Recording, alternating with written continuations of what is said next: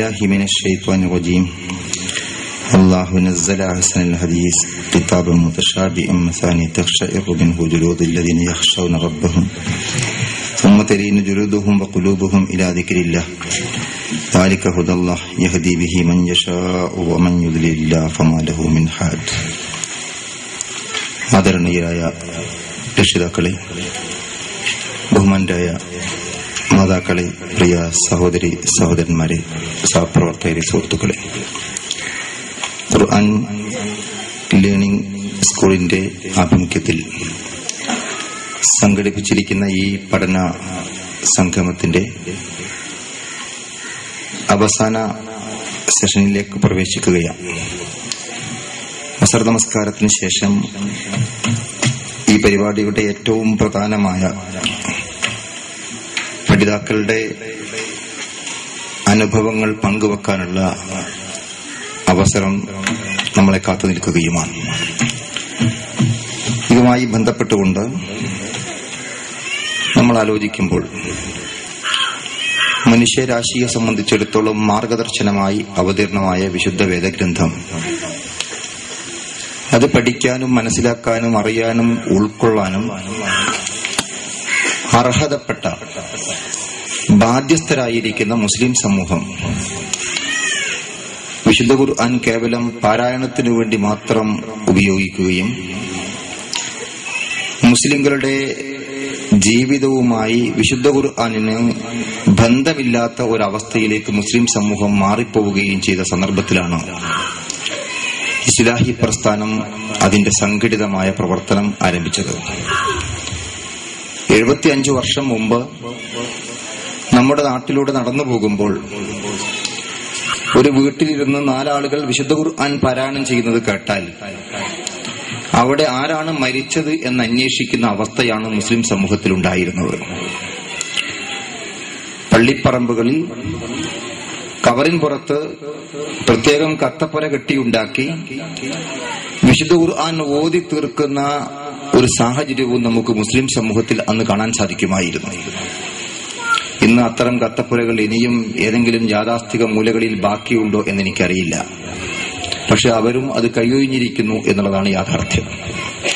ഞാൻ സൂചിപ്പിച്ചത്, നമ്മുടെ ജീവിതത്തിൽ നമ്മൾ ഉൾക്കൊള്ളുകയും അംഗീകരിക്കുകയും പ്രാവർത്തികമാക്കുകയും ചെയ്യേണ്ട മഹത്തായ ആശയങ്ങൾ ഉൾക്കൊള്ളുന്ന ഒരു ഗ്രന്ഥം, അത് പട്ടുറുമാലിൽ പൊതിഞ്ഞ് പവിത്രമായി സൂക്ഷിക്കുകയും അത് കേവലം ബർക്കത്തിനു വേണ്ടി മാത്രം പാരായണം ചെയ്യുകയും മരിച്ച വീടുകളിലും കബറും പുറത്തും ഓതി തീർക്കുകയും ചെയ്യുക എന്നതിലുപരി നമ്മുടെ ജീവിതവുമായി അതിനെന്തുമാത്രം ബന്ധമുണ്ട് എന്ന ചിന്ത പോലും മുസ്ലിം സമൂഹത്തെ സംബന്ധിച്ചിടത്തോളം അന്യമായ ഒരു കാലഘട്ടത്തിലാണ് ഇസ്ലാഹി പ്രസ്ഥാനം അതിന്റെ സംഘടിത പ്രവർത്തനങ്ങളുമായി കടന്നു വന്നത്.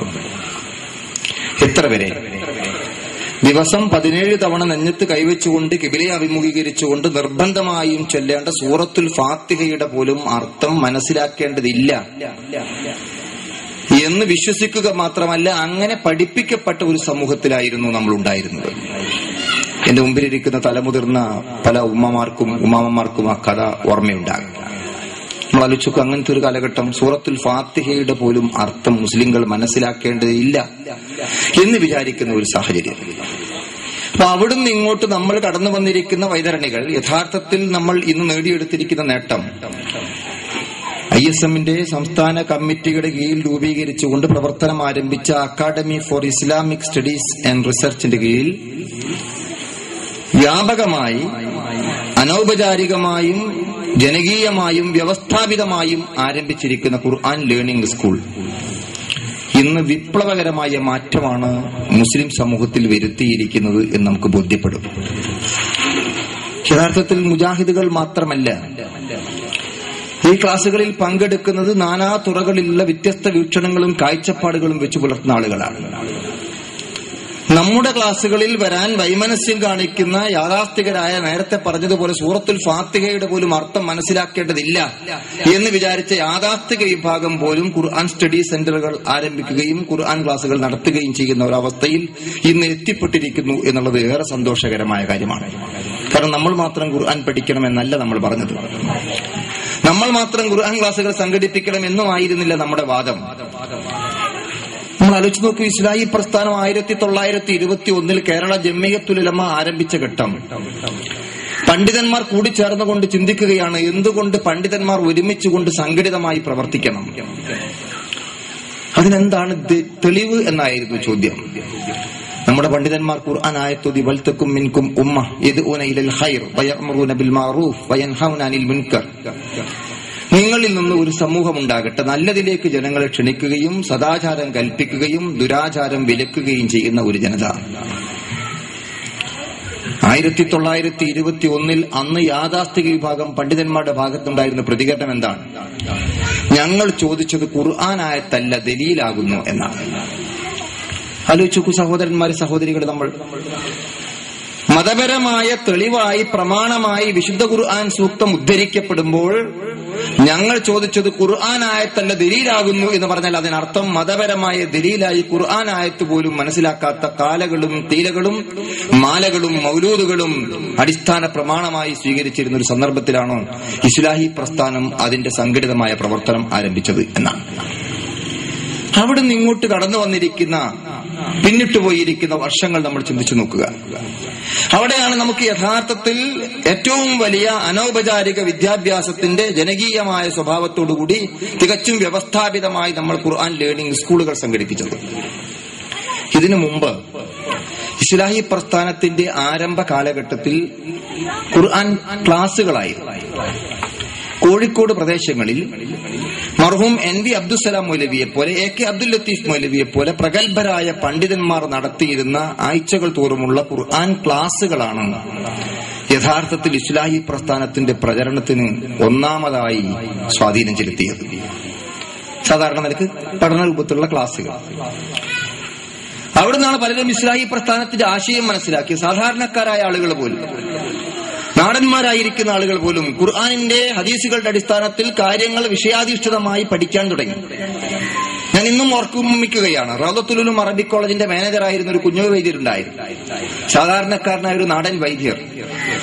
പക്ഷേ അദ്ദേഹം അത്തരം ക്ലാസുകളിൽ ഇരുന്ന് പഠിച്ച് ഇസ്ലാഹി പ്രസ്ഥാനം മനസ്സിലാക്കി അഫ്ളലുൽ ഉലമ പാസ്സായി റാങ്ക് നേടി അറബിക് കോളേജിൽ അധ്യാപകരായി ഇന്റർവ്യൂവിന് വരുന്ന ആളുകളെ അറബി ഭാഷയിലൂടെ ചോദ്യം ചോദിച്ചുകൊണ്ട് ഇന്റർവ്യൂ നടത്താൻ മാത്രം ആ കുഞ്ഞോയ് വൈദ്യർ പ്രഗത്ഭരായ പണ്ഡിതന്മാരുടെ സാധാരണ ഖുർആൻ പഠന ക്ലാസുകളിൽ നിന്ന് അറിവ് നേടിയിരുന്നു എന്നതൊരു അനുഭവമായിരുന്നു. പല അഫ്ളലുൽ ഉലമ പാസ്സായ റാങ്ക് നേടിയ മൗലവിമാരും അദ്ദേഹത്തിന്റെ ചോദ്യത്തിന് മുമ്പിൽ മുട്ടുകുത്തിപ്പോയ അനുഭവം എനിക്ക് നേരെ അറിയാം. കാരണം ഞാൻ ആ സ്ഥാപനത്തിൽ പഠിച്ച വ്യക്തിയാണ്. ഇന്റർവ്യൂ നടത്തുമ്പോൾ അദ്ദേഹത്തിന്റെ ചില ഭാഷാപരമായ ചോദ്യങ്ങൾക്ക് അഫ്ളലുൽ ഉലമയുടെ ഔദ്യോഗികമായ സർട്ടിഫിക്കറ്റും റാങ്കും മാർക്കും ഉണ്ടായിരുന്നിട്ടും ഒരു നാടൻ വൈദ്യരുടെ ചോദ്യത്തിന് മുമ്പിൽ മുട്ടുകുത്തിപ്പോയ അവസ്ഥയുണ്ടായിട്ടുണ്ട്. ഇന്നും നമുക്കറിയാം, നമ്മുടെ ഖുർആൻ ലേണിംഗ് സ്കൂളിലൂടെ വളർന്നു വലുതായിരിക്കുന്ന ഒട്ടനവധി ആളുകളുണ്ട്. ആരൊക്കെയാണ്? എല്ലാ രംഗത്തും പ്രവർത്തിക്കുന്ന വിദ്യാർത്ഥികളാണെങ്കിൽ നമ്മൾ പരിശോധിച്ച് നോക്കിയാൽ ആർട്സ് വിദ്യാർത്ഥികൾ നമുക്ക് കാണാം, മെഡിക്കൽ വിദ്യാർത്ഥികളെ കാണാം, എഞ്ചിനീയറിംഗ് വിദ്യാർത്ഥികളെ കാണാം. അങ്ങനെ പല തരത്തിലുള്ള ആളുകളുമുണ്ട്.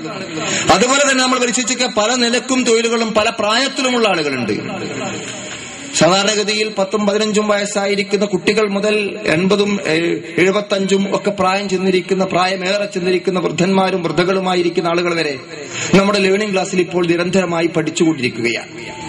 അതിന്റെ മാറ്റം, അതിന്റെ ഗുണഫലം, ഇതാണ് നമ്മൾ ഈ സന്ദർഭത്തിൽ വിശദീകരിക്കാൻ ആഗ്രഹിക്കുന്നത്. നമ്മൾ ആലോചിച്ച് നോക്കിയാൽ നമുക്കുണ്ടാവേണ്ട ആ നേട്ടം വളരെ കൃത്യമായും പ്രായഭേദമന്യേ വിവിധ തുറകളിൽ പ്രവർത്തിക്കുന്ന വ്യത്യസ്തരായിരിക്കുന്ന മലയാളം കൂട്ടി വായിക്കാൻ പോലും അറിഞ്ഞുകൂടാത്ത, അറബി അക്ഷരങ്ങൾ എഴുതാൻ അറിയാത്ത, വിശുദ്ധ നോക്കി ഓതാൻ കഴിയാത്ത ആളുകൾ മുതൽ പ്രഗത്ഭരായിരിക്കുന്ന വൈദ്യശാസ്ത്രജ്ഞന്മാരും എഞ്ചിനീയർമാരും അതുപോലെ മറ്റു ഒട്ടനവധി ശാസ്ത്രശാഖകളിൽ അവഗാഹമായ ജ്ഞാനം നേടിയിരിക്കുന്ന ആളുകളുമൊക്കെ ഇന്ന് QLSന്റെ പഠിതാക്കളായി അവരുടെ അറിവും കഴിവും ഖുർആനിന്റെ ആഴങ്ങളിലേക്ക് ഇറങ്ങിച്ചെന്നുകൊണ്ട് ഖുർആനിന്റെ മുത്തും പവിയങ്ങളും പെറുക്കിയെടുക്കാൻ തയ്യാറാവുകയാണ്. ആലോചിച്ച് നോക്കും. അതുകൊണ്ടുണ്ടാകുന്ന മാറ്റം എന്താ? അത് നമ്മൾ പരിശോധിക്കേണ്ടത്. ഞാൻ ഇന്ന് ഇങ്ങോട്ട് കടന്നു വരുമ്പോൾ എന്റെ മനസ്സിലേക്ക് കടന്നു വന്നത്, ഏതാനും മാസങ്ങൾക്ക് മുമ്പ് കൊടിയത്തൂരിലേക്ക് സ്വന്തം മകളുടെ വീട്ടിലേക്ക് ഞാൻ കടന്നു വന്നൊരു സന്ദർഭമായിരുന്നു. ആ സന്ദർഭത്തിൽ എന്റെ ഭാര്യയും കുട്ടികളും KK മുഹമ്മദ് സുലഭിയുടെ വീട്ടിൽ കയറി ചെന്നു. ഞാൻ പറഞ്ഞു, KKക്ക് രോഗം മാരകമാണ്, പ്രയാസകരമായ രോഗമാണ്. അതുകൊണ്ട് KKയെ കാണണമെന്ന് അവരുടെ ആഗ്രഹമായിരുന്നു. കേക്കയുടെ വീട്ടിൽ പോയി മണിക്കൂറുകൾ സംസാരിച്ച് തിരിച്ചു വീട്ടിലെത്തിയപ്പോ ഭാര്യ എന്നോട് ചോദിച്ചു, കേക്കയ്ക്ക് എന്താ സൂക്കേട്? നമുക്ക് നമ്മൾ മാരകമായ രോഗത്തിന് അടിമപ്പെട്ടിരുന്ന കേക്കെ മണിക്കൂറുകൾ സംസാരിച്ചപ്പോൾ അതിന്റെ ആ രോഗത്തിന്റെ പ്രയാസത്തിന്റെ ബുദ്ധിമുട്ടിന്റെ ഒരു ലാഞ്ചന പോലും അദ്ദേഹത്തിന്റെ പദങ്ങളിൽ പോയിട്ട് അദ്ദേഹത്തിന്റെ മുഖഭാവത്തിൽ പോലും ദർശിക്കാൻ കഴിയാത്ത വിധം മനസാന്നിധ്യം അദ്ദേഹം നേടിക്കഴിഞ്ഞിരുന്നു എന്നുള്ളതാണ്.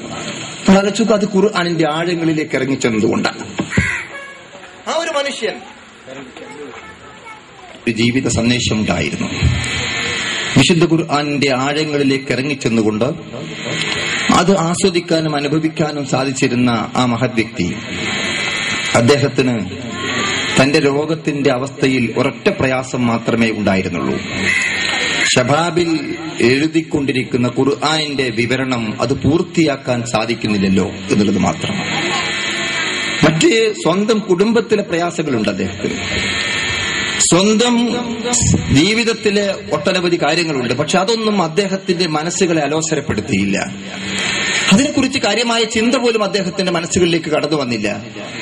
മറിച്ച് അദ്ദേഹത്തിന്റെ മനസ്സിൽ ആകപ്പാട് കൊണ്ട് ബാക്കിയുണ്ടായിരുന്ന തുടങ്ങി വെച്ചിരിക്കുന്ന ഈ യജ്ഞം പൂർത്തിയാക്കാൻ സാധിച്ചില്ലല്ലോ എന്ന വേദന മാത്രമാണ്.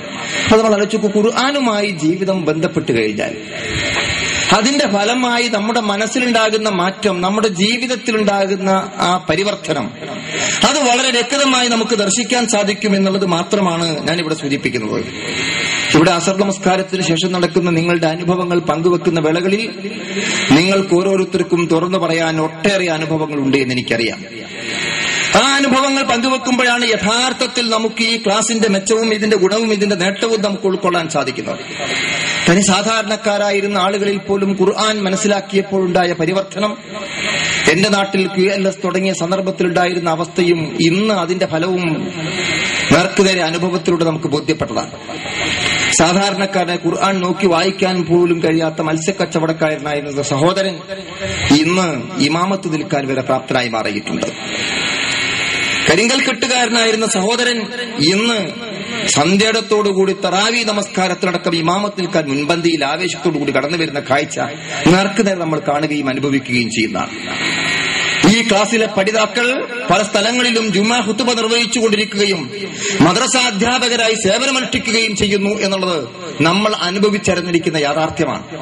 ഞാനിത് സൂചിപ്പിച്ചത് ഇതിന്റെ ഗുണഫലം നമ്മുടെ ജീവിതത്തിൽ ആ നിലക്കൊക്കെ തന്നെയും പ്രകടമായി അറബിക് കോളേജിൽ ഔദ്യോഗികമായി 4-5 വർഷം വിദ്യാഭ്യാസം നേടിയിരിക്കുന്ന ആ ഡിഗ്രി കഴിഞ്ഞുകൊണ്ട് പുറത്തു വരുന്ന കുട്ടികളെക്കാൾ മെച്ചപ്പെട്ട രൂപത്തിൽ ജീവിതത്തിൽ പല രംഗത്തും സജീവമായി പ്രവർത്തിക്കാൻ പ്രാപ്തരായ ആളുകളെ QLS പഠിതാക്കളിൽ നിന്ന് നമുക്ക് സൃഷ്ടിച്ചെടുക്കാൻ സാധിച്ചു എന്നുള്ളത് അള്ളാഹുവിന്റെ അപാരമായ ഒരു അനുഗ്രഹമാണ്. സഹോദരന്മാരെ, നമ്മൾ ആലോചിച്ച് നോക്കുക, QLSന്റെ ഈ പ്രവർത്തനങ്ങൾ നമ്മൾ എന്തുകൊണ്ട് ഈ കാര്യത്തിൽ താല്പര്യം കാണിക്കണം എന്നുള്ളതാണ്. ഖുർആൻ സൂചിപ്പിച്ച ഞാൻ ആദ്യമായി ഓതി വെച്ചത് സൂറത്തു സുമറിലെ 23-ാമത്തെ വചനമാണ്. വിശുദ്ധ ഖുർആനെ നമുക്ക് പരിചയപ്പെടുത്തിരുന്നു. അല്ലാഹു നസ്സല അഹ്സനൽ ഹദീസ്, അള്ളാഹു ഏറ്റവും ഉത്തമമായിരിക്കുന്ന മെച്ചപ്പെട്ട വർത്തമാനം അവതരിപ്പിച്ചിരിക്കുന്നു എന്നാണ് ഖുർആൻ പറയുന്നത്. ഖുർആൻ പറഞ്ഞു, കിതാബൻ മുതശാബിഅൻ മസാനി, ആവർത്തിക്കപ്പെടുന്നതും സാമ്യമുള്ളതുമായിരിക്കുന്ന വചനങ്ങൾ ഉൾക്കൊള്ളുന്ന ആ ഗ്രന്ഥം. ഖുർആന്റെ സവിശേഷത, അതിന്റെ പ്രത്യേകത, അതിന്റെ സാഹിത്യ ഭംഗി, അതിൽ ഉൾക്കൊള്ളുന്ന ആശയങ്ങളുടെ സവിശേഷത ഓരോന്നും നമ്മളെടുത്ത് പരിശോധിച്ച് നോക്കൂ. ഇപ്പോഴും അതെന്തായി എന്നറിയാൻ നമുക്ക് താല്പര്യമുണ്ടാകാറുണ്ട്. ഒരു സിനിമ കാണുമ്പോൾ അല്ലെങ്കിൽ ഒരു സീരിയൽ കാണുമ്പോൾ അതിന്റെ പോക്ക് എങ്ങോട്ടാണ് എന്ന് അറിയുന്നത് വരെ നമുക്ക് ജിജ്ഞാസ ഉണ്ടാകാറുണ്ട്. അത് സ്വാഭാവികമാണ്. നമ്മൾ വീണ്ടും എത്ര നമുക്ക് പ്രിയങ്കരമായിരിക്കുന്ന നോവലായിരുന്നാലും ശരി, ഏറ്റവും ഇഷ്ടപ്പെട്ട സീരിയലായിരുന്നാലും ശരി, രണ്ടാമത്തെ തവണ വായിക്കുകയോ കാണുകയോ ചെയ്യുമ്പോഴോ കുറച്ചങ്ങോട്ട് പോകുമ്പോൾ നമുക്കറിയാതെ എങ്ങോട്ടാ പോകാം, നേരത്തെ കണ്ടതല്ലേ, ഒരു മനസ്സിൽ യാതൊരു പ്രതികരണം ഉണ്ടാവില്ല. മൂന്നാമത്തെ തവണ കാണാൻ വേണ്ടിയിരുന്നാലോ അല്ലെങ്കിൽ വായിക്കാൻ വേണ്ടിയിരുന്നാലോ നമുക്ക് അതിനേക്കാളേറെ മടുപ്പ് അനുഭവപ്പെടും. നോക്കൂ, നമ്മൾ ഖുർആന്റെ പ്രത്യേകത എന്താ? നമ്മളിവിടെ കാണുന്ന പ്രത്യേകത, ഒരു പ്രാവശ്യം ഓതിയ ഖുർആൻ, ഇന്ന് സുബൈ നമസ്കരിച്ചിരുന്നു നമ്മൾ ഓതിയ ഖുർആൻ, ഇന്ന് ലോഹർ നമസ്കരിച്ചിരുന്നു ഒന്നും കൂടി നമ്മൾ ഓതി നോക്കുമ്പോൾ അതിനേക്കാൾ അപ്പുറം ഒന്നുകൂടി അതിന്റെ ആഴങ്ങളിലേക്ക് ഇറങ്ങിച്ചെല്ലാൻ സാധിക്കുന്നു എന്നുള്ളതാണ്. ഓർത്തു നോക്കൂ, ഖുർആൻ അവതീർണമായ കാലഘട്ടം. ആദ്യമായി ഇറങ്ങിയ വചനങ്ങളിൽ ഖുർആൻ പറഞ്ഞു, ഹലഖൽ ഇൻസാന മിൻ അലഖ്, അലഖിൽ നിന്ന് സൃഷ്ടിച്ചിരിക്കുന്നു മനുഷ്യനെ എന്ന്. എന്താണ് അന്ന് അറബികൾ മനസ്സിലാക്കിയതെന്ന് എനിക്ക് അറിഞ്ഞുകൂടാ. അന്ന് ഭ്രൂണശാസ്ത്രത്തെക്കുറിച്ചുണ്ടായിരുന്ന ജ്ഞാനത്തിന്റെ അടിസ്ഥാനത്തിൽ അവർക്ക് മനസ്സിലാക്കാവുന്ന കാര്യങ്ങൾ ഉൾക്കൊണ്ടുകൊണ്ട് അവർ അത് പഠിച്ചു. നമ്മളൊക്കെ ചെറുതായിരുന്നപ്പോൾ അതിനെന്തേ അർത്ഥം പറഞ്ഞത്? രക്തപിണ്ഡത്തിൽ നിന്ന് മനുഷ്യനെ സൃഷ്ടിച്ചിരിക്കുന്നു എന്നർത്ഥം പറഞ്ഞു. ഭ്രൂണത്തിന്റെ വളർച്ചയിൽ രക്തപിണ്ഡം എന്ന ഒരു പ്രത്യേകമായ അവസ്ഥയുണ്ടോ എന്ന് എനിക്ക് അറിഞ്ഞുകൂടാ. പക്ഷെ നമ്മൾ ആലോചിച്ച് നോക്കുക, യഥാർത്ഥത്തിൽ അലക്ക് എന്ന അറബി ഭാഷയിലെ ഭാഷാപരമായ പദപ്രയോഗം ഒട്ടിപ്പിടിച്ച് തൂങ്ങി നിൽക്കുന്നതിനാണ് ആ പദം പ്രയോഗിക്കുന്നത്.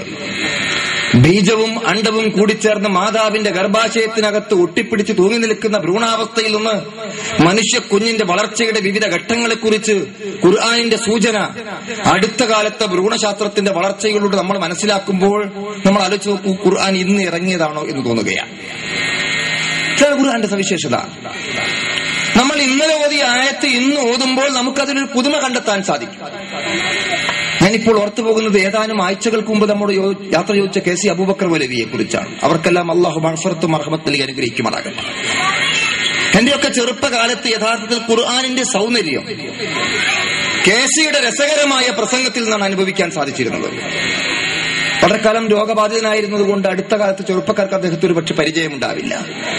KC അബൂബക്കർ മൗലവിയുടെ പ്രസംഗം കേട്ട ആളുകളൊന്ന് ഓർത്തു നോക്കൂ.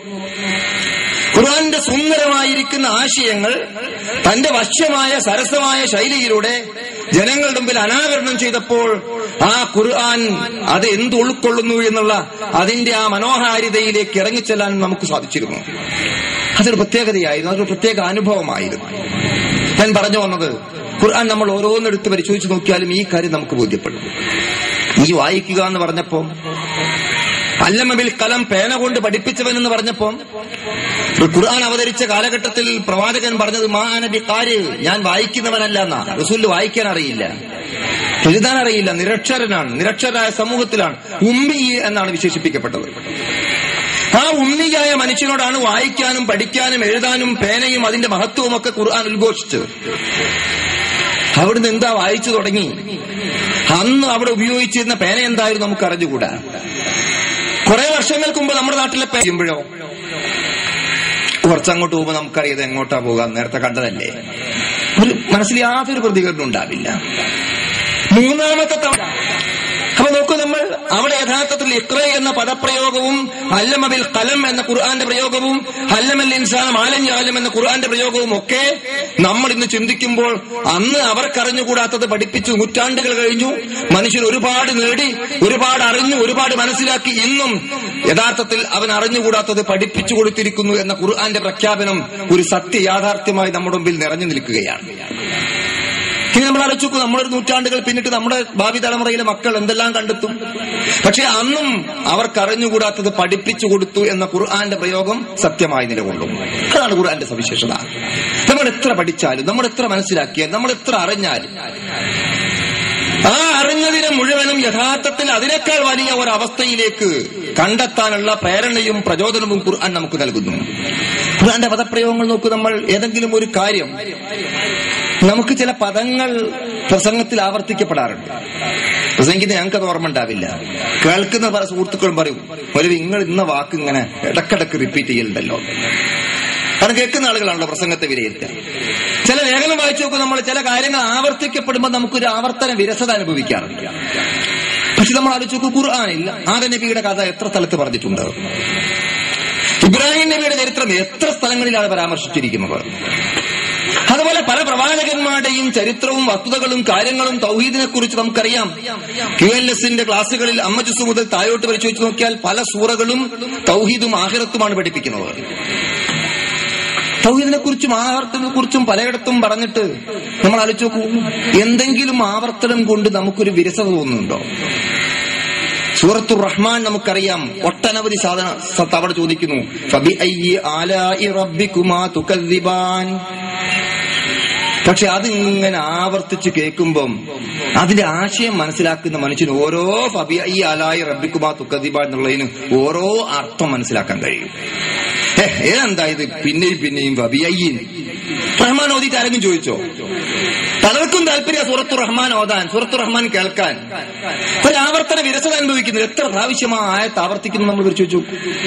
പക്ഷെ അതൊരു വിരസതയായി നമുക്ക് തോന്നുന്നില്ല. കാരണം ഓരോ കാര്യം പറഞ്ഞുകൊണ്ട് കുത്തിന് കൊള്ളുന്ന ചോദ്യം, കുറുക്കി കൊള്ളുന്ന ചോദ്യമാണ്. ഫബി അയ്യി ആലാഇ റബ്ബിക്കുമാ തുകദിബാൻ. നിങ്ങൾക്ക് എന്തിനെയാണ് നിഷേധിക്കാൻ സാധിക്കുക, മനുഷ്യവർഗത്തിനും ജിൻവർഗത്തിനും? ഈ ചോദ്യം ഖുർആൻ അടിക്കടി നിരന്തരമായി ചോദിച്ചുകൊണ്ടിരിക്കുമ്പോൾ അത് നമ്മുടെ മനസ്സിൽ ആകർഷകത്വം സൃഷ്ടിക്കുക മാത്രമല്ല, നമ്മുടെ മനസ്സിന്റെ അഗാധ തലങ്ങളിൽ അതിന്റെ അർത്ഥങ്ങളുടെ ആഴങ്ങളിലേക്ക് ഇറങ്ങിച്ചെല്ലാൻ നമുക്ക് പ്രേരണയും പ്രചോദനവും നൽകുന്നു എന്നുള്ളതാണ്. അപ്പോൾ ഖുർആന്റെ ഈ പ്രത്യേകത, മുത്തശാബിഹൻ മസാനി, ആവർത്തിക്കപ്പെടുന്നതും സാമ്യമുള്ളതുമായ വചനങ്ങൾ, അത് ഖുർആന്റെ ഒരു സവിശേഷതയാണ്. ഇനി നമ്മൾ ആലോചിച്ച് നോക്കൂ, നമ്മൾ എന്തൊരു വിഷയവും ഖുർആനില് തൗഹീദ് എന്ന് പറഞ്ഞ അധ്യായത, ആഖിറത്ത് എന്ന് പറഞ്ഞ അധ്യായത. നമ്മൾ സാധാരണ ഇപ്പൊ അങ്ങനെയാണല്ലോ, ഏറ്റവും പ്രധാനപ്പെട്ട രണ്ട് സാധനമാണ് തൗഹീദു ആഖിറത്ത്. സലാത്ത്, നമസ്കാരം എന്ന് പറഞ്ഞ അധ്യായത. സൗം, നോമ്പ് എന്ന് പറഞ്ഞ അധ്യായത. ഹജ്ജ് എന്ന് പറഞ്ഞ അധ്യായം, അങ്ങനെ ഒരു പേര് സൂറത്തിനുണ്ട്. ഇതുപോലെ നമ്മൾ ബാക്കി നോക്കൂ, സക്കാത്ത് എന്ന് പറഞ്ഞിട്ട് അധ്യായം ഉണ്ടോ? പക്ഷെ എത്ര സ്ഥലങ്ങളിൽ തൗഹീദിനെ കുറിച്ച് പറഞ്ഞു, ആഖിറത്തിനെ കുറിച്ച് പറഞ്ഞു, ഹജ്ജിനെ കുറിച്ച് പറഞ്ഞു, സൗമിനെ കുറിച്ച് പറഞ്ഞു, സക്കാത്തിനെ കുറിച്ച് പറഞ്ഞു. ഇത് പരസ്പരം ഏറ്റുമുട്ടുന്നില്ല എന്ന് മാത്രമല്ല, ഒന്ന് മറ്റൊന്നിനെ വിശദീകരിക്കുകയോ ഒന്ന് ഒരു സന്ദർഭത്തിൽ പ്രയോഗിച്ചത് മറ്റൊരു സ്ഥലത്ത് അതിനേക്കാൾ ആകർഷകമായും വശ്യമായും നമുക്ക് തോന്നുകയോ ചെയ്യുന്ന പ്രത്യേകമായ ഒരു സ്വഭാവമാണ്. ഇനി നമ്മളൊന്ന് ചിന്തിച്ചു നോക്കൂ, നമ്മളൊരു കത്തെഴുതാണെങ്കിൽ നമ്മൾ ആദ്യം പ്ലാൻ ചെയ്യും എവിടുന്ന് തുടങ്ങി എവിടെ എത്തിക്കണം, എന്നിട്ട് 4 വെട്ടും തിരുത്തുണ്ടായാലും ഒരു കത്താവുക, സാധാരണ കത്ത്. ഒരു ലേഖനം എഴുതാണെങ്കിലോ, ഒരു നോട്ടീസ് ചെയ്താണെങ്കിലോ എവിടുന്ന് തുടങ്ങി എവിടെ കൊണ്ടുപോകണമെന്ന് തീരുമാനിച്ചിട്ടാണ് നമ്മൾ എഴുതാൻ തുടങ്ങുക. എന്നിട്ട് 100 പ്രാവശ്യം വെട്ടി തിരുത്തിയാൽ തന്നെ ഒരു നോട്ടീസിന്റെ പോലെ ആയി കിട്ടില്ല. ഒരു ലേഖനം എഴുതുമ്പോൾ എന്താ അവസ്ഥ, ഒരു പുസ്തകം എഴുതുമ്പോൾ എന്താ അവസ്ഥ?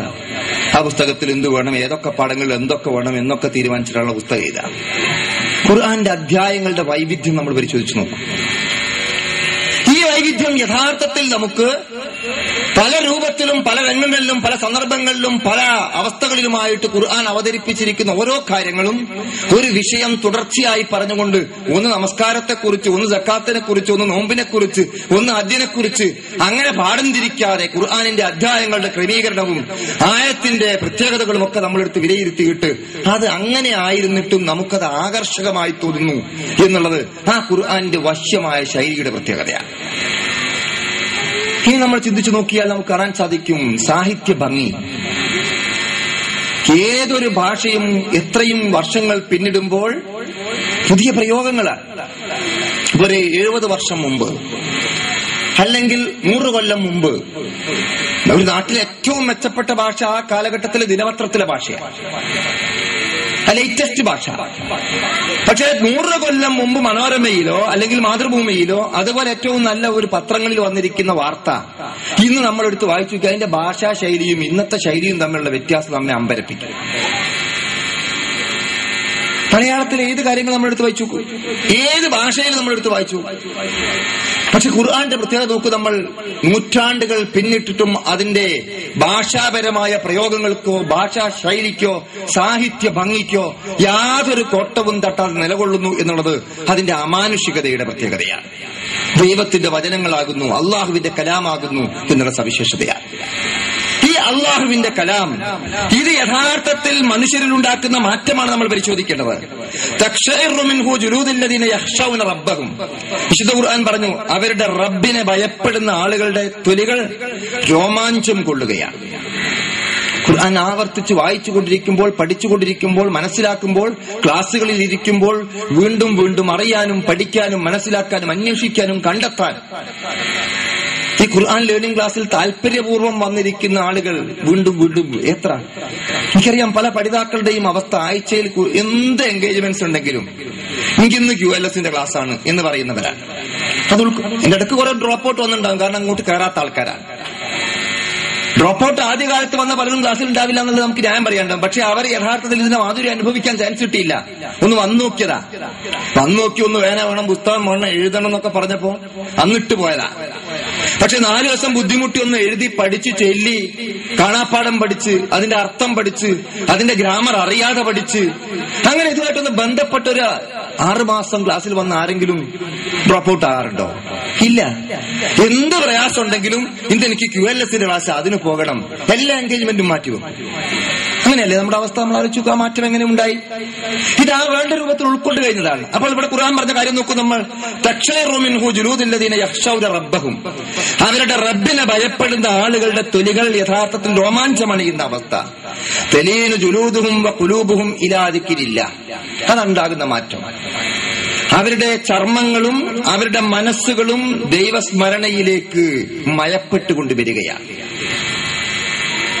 യഥാർത്ഥത്തിൽ അവരുടെ മനസ്സുകളിലേക്ക്, അവരുടെ തൊലികളും അഥവാ അവർ പരിപൂർണമായും മാനസികമായും ശാരീരികമായും ഖുർആനിന്റെ അധ്യാപനങ്ങളുമായി താരാത്മ്യം പ്രാപിച്ചുകൊണ്ട് അതിൽ ലയിച്ചു ചേരുന്ന ഒരവസ്ഥയിലേക്ക് അവർ എത്തിപ്പെടുന്നു. അതുകൊണ്ട് ഖുർആൻ പറഞ്ഞു ദാലിക ഹുദല്ലാഹ്, അത് അള്ളാഹുവിന്റെ മാർഗദർശനമാണ്, അവന്റെ ഹുദയാണ്. അതുകൊണ്ടാണ് ആ പ്രത്യേകത. മുഹമ്മദ് നബിയുടെ വചനമാണെങ്കിലോ 1 നൂറ്റാണ്ട് പിടിച്ചു നിൽക്കാൻ സാധിച്ചു കൊള്ളണമെന്നില്ല. 21ാം നൂറ്റാണ്ടിലെ പ്രത്യയശാസ്ത്രമായി കടന്നു വന്നിരിക്കുന്ന ദർശനങ്ങളോ ഇന്ന് മാറ്റത്തിരുത്തലുകൾക്കും ഭേദഗതികൾക്കും വിധേയമായി കഴിഞ്ഞിരിക്കുകയാണ്. ഏതൊരു മനുഷ്യന്റെ അവസ്ഥ അതാണ്.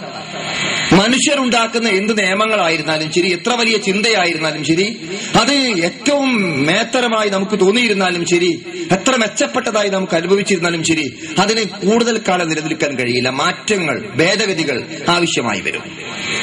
അള്ളാഹുവിൽ നിന്ന് ലഭിച്ചതാകുന്നു എന്നുള്ളത് കൊണ്ട് ഇത് യഥാർത്ഥത്തിൽ യഹ്ദീ ബിഹി മൻ യശാ, അവൻ ഉദ്ദേശിക്കുന്നവരെ അവൻ ഈ സന്മാർഗം എത്തിച്ചു കൊടുക്കുന്നു എന്നാണ് ഖുർആൻ പറഞ്ഞത്. അതിലൂടെ സന്മാർഗത്തിലൂടെ അവൻ നയിക്കുന്നു. ഫമൻ യുദില്ലാഹു ഫമാ ലഹു മിൻ ഹാദ്, ആരെങ്കിലും പിഴവിലാകാൻ അള്ളാഹു ഉദ്ദേശിച്ചു കഴിഞ്ഞാൽ അവനെ സന്മാർഗത്തിലാക്കാൻ മറ്റാർക്കും സാധ്യമല്ലതാനും. അപ്പൊ നമ്മൾ ആലോചിച്ചു, ഈ വെളിച്ചം കിട്ടണമെന്ന് പടച്ചോൻ തീരുമാനിച്ച ആളുകളിൽ ഉൾപ്പെടുന്ന പണിയാണ് QLSന്റെ പഠിതാക്കൾ എന്ന നിലക്ക് നമുക്ക് നിർവഹിക്കാനുള്ളത്. ഖുർആനും നമ്മളും തമ്മിലുള്ള ബന്ധം എന്തായിരിക്കണം, അതാണ് നമ്മൾ പരിശോധിക്കേണ്ടത്. QLSൽ പഠിച്ച് പരീക്ഷ എഴുതി റാങ്ക് നേടി സമ്മാനം വാങ്ങി അതുകൊണ്ട് മാത്രം നേട്ടമായോ? നമ്മുടെ ജീവിതത്തിലുണ്ടാകുന്ന മാറ്റമാണ്, നമ്മുടെ ജീവിതത്തിലുണ്ടാകുന്ന പരിവർത്തനമാണ്. ഒരുപാട് മാറ്റം ഉണ്ടായില്ലേ?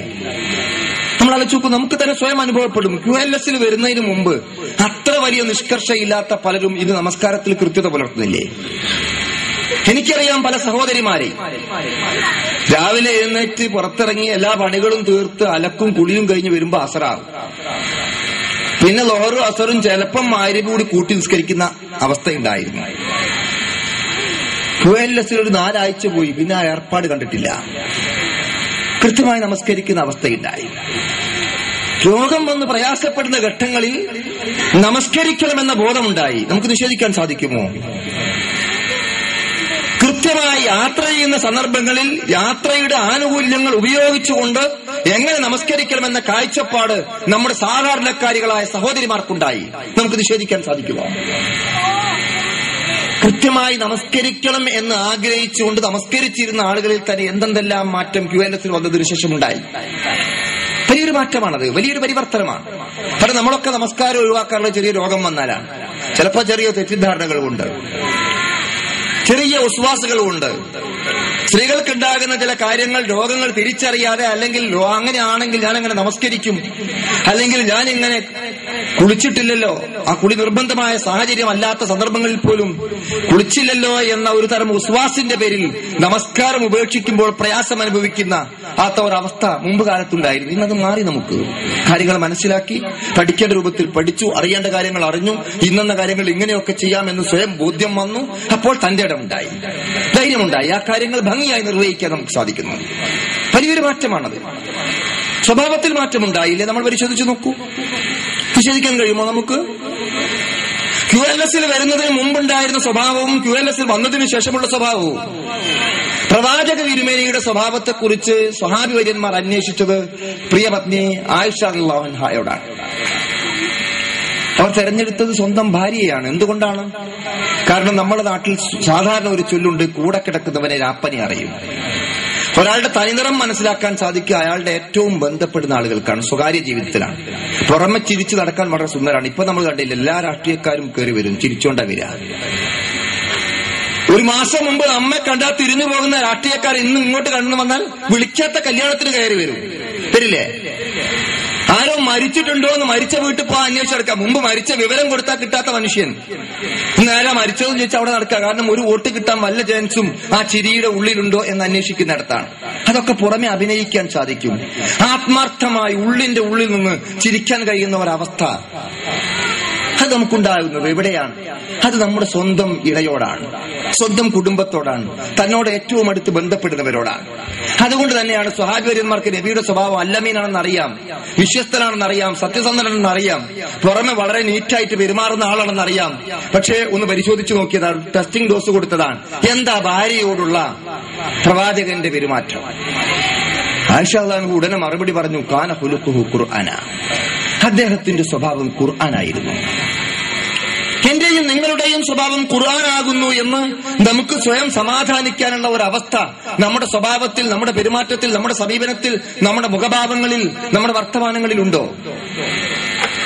നോക്കൂ, നമ്മൾ റസൂൽ കരീം സല്ലല്ലാഹു അലൈഹി വസല്ലം തിരുമേനി വളരെ യഹൂദന്മാരായ പുരോഹിതന്മാരുമായി ഗൗരവകരമായ ചർച്ചയിൽ ഏർപ്പെട്ടുകൊണ്ടിരിക്കെ അങ്ങോട്ട് കടന്നു വന്നിരിക്കുന്ന അന്ധനായിരുന്ന അബ്ദുല്ലാഹി ബിൻ ഉമ്മു മക്തൂമിനെ വേണ്ടത്ര പരിഗണിച്ചില്ല.